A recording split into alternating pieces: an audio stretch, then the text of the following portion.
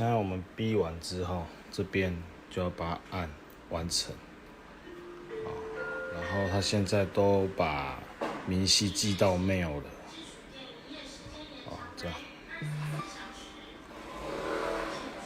然后会跑出这一张单出来，这些都是你刚才寄的一些明细，对，这样。